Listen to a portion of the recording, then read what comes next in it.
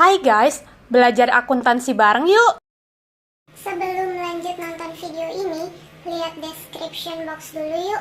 Terus klik link dan tonton dulu video siklus akuntansi dan video konsep pencatatan dalam akuntansi supaya lebih paham dengan isi video ini.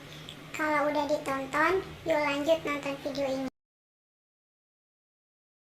Setelah konsep penjurnalan transaksi, langkah selanjutnya dalam siklus akuntansi adalah penggolongan. Dalam dunia akuntansi, ada istilah yang dikenal dengan posting atau biasa dikenal dengan pemindah bukuan. Posting atau pemindah bukuan sendiri adalah memindahkan akun transaksi yang telah dicatat dalam jurnal ke dalam buku besar. Menurut laman Wikipedia, buku besar adalah buku yang berisi kumpulan akun-akun perkiraan terkait dengan pencatatan transaksi keuangan yang mengikhtisarkan buku pembantu yang berisi semua daftar perubahan laporan keuangan dari suatu entitas atau perusahaan. Buku besar merupakan dasar dalam pembuatan laporan neraca dan laporan laba rugi. Buku besar juga menurut fungsinya masing-masing terbagi lagi atas buku besar umum atau general ledger dan buku besar pembantu yang biasa dikenal sebagai subsidiary ledger. Nah, subsidiary ledger atau buku besar pembantu ini terdiri dari buku besar pembantu piutang dan buku besar pembantu hutang. Di dalam buku besar juga ada beberapa komponen, diantaranya ada identitas buku besar, yaitu nama dan nomor akun, kemudian ada keterangan waktu, sesuai waktu terjadinya transaksi sebuah akun, ada keterangan transaksi yang menjelaskan mengenai penyebab bertambah atau berkurangnya jumlah akun, terus ada debit dan kredit untuk penempatan nilai transaksi sebuah akun sesuai aturan penempatannya, dan ada saldo yang berisi saldo akhir sebuah akun setelah mengalami perubahan akibat transaksi keuangan. Nah, ini ada beberapa tahapan dalam memposting. Tapi ketika sudah menggunakan software akuntansi, kita cukup menginput jurnal saja ya. Nanti otomatis buku besarnya akan terbentuk. Berikut konsep cara posting atau memindah bukukan dari jurnal ke buku besar. Pertama, siapkan dulu form buku besar sesuai dengan kebutuhan perusahaan. Kedua, isi tanggal sesuai dengan tanggal di jurnal umum. Kemudian, pindahkan jumlah angka tersebut sesuai dengan perkiraan yang digunakan di sisi debit atau kredit sesuai posisi di jurnal. Jika terdapat saldo awal pada buku besar, maka tuliskan dengan keterangan saldo awal. Jangan lupa mengisi kolom referensi pada jurnal dengan memberi tanda cek atau nomor kode perkiraan dan mengisi kolom referensi pada buku besar dengan nomor halaman jurnal. Kode referensi biasanya ada jurnal penerimaan kas diberi kode JKM, jurnal pengeluaran kas diberi kode JKK, jurnal penjualan diberi kode JP, jurnal pembelian diberi kode JB, dan jurnal umum diberi kode JU. Terakhir, isi kolom saldo sesuai dengan penambahan atau pengurangan hingga saldo akhir. Oke, mari kita lanjut bahas tentang perbedaan buku besar umum dan buku besar pembantu. Dalam membuat laporan neraca dan laba rugi, buku besar sangatlah dibutuhkan. Buku besar umum ini biasanya disebut juga dengan istilah general ledger.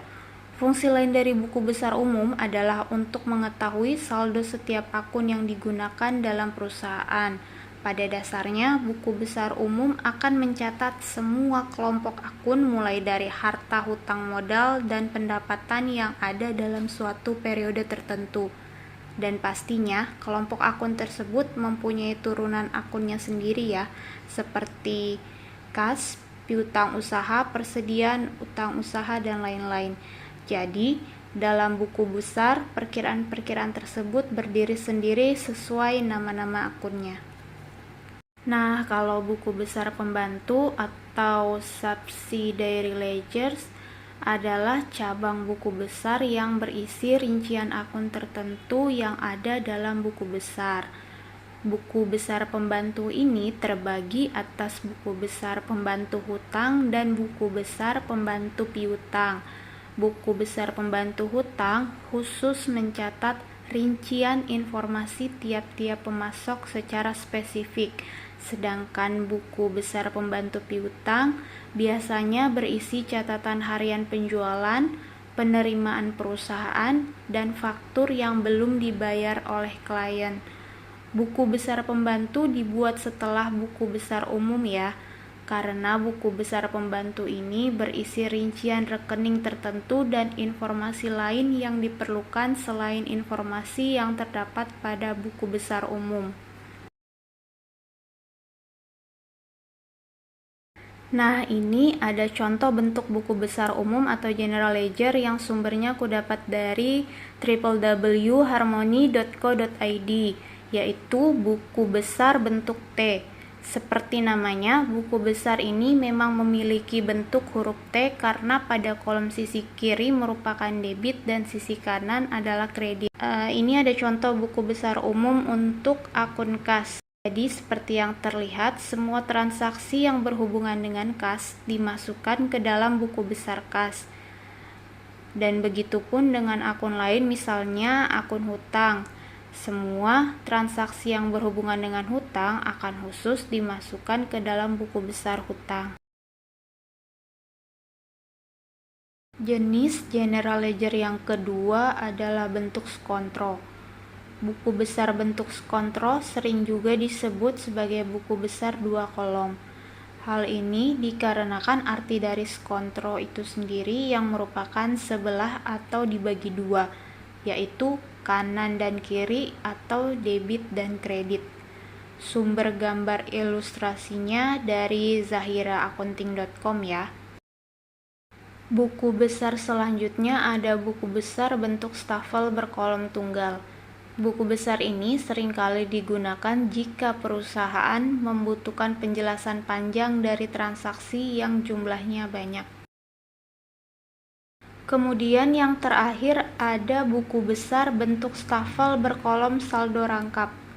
Bentuk buku besar yang satu ini sekilas terlihat mirip dengan stafel kolom tunggal. Keduanya memiliki perbedaan yang terletak di kolom saldo. Untuk kolom saldo rangkap ini, bagian kolom saldonya dibagi dua, yaitu debit dan kredit. Selanjutnya, ini ada ilustrasi untuk menunjukkan contoh buku besar pembantu atau subsidiary ledger. Dalam tabel terlihat ada rekapan transaksi pembelian dan pembayaran. Nah, dari informasi transaksi tersebut, kita dapat membuat buku besar pembantu hutang untuk masing-masing kreditor. Seperti yang terlihat pada ilustrasi berikut, format buku besar pembantu itu dibuat untuk masing-masing nama kreditur ataupun debiturnya, agar informasi hutang piutang perusahaan lebih terperinci sesuai dengan tujuan dibuatnya buku besar pembantu. Sekian pembahasan tentang konsep penggolongan dalam akuntansi. Makasih ya buat semua sumber informasi yang telah membantu tersedianya materi di video ini. Semoga penjelasannya mudah dipahami ya. Correct me if I'm wrong guys. See you on next video.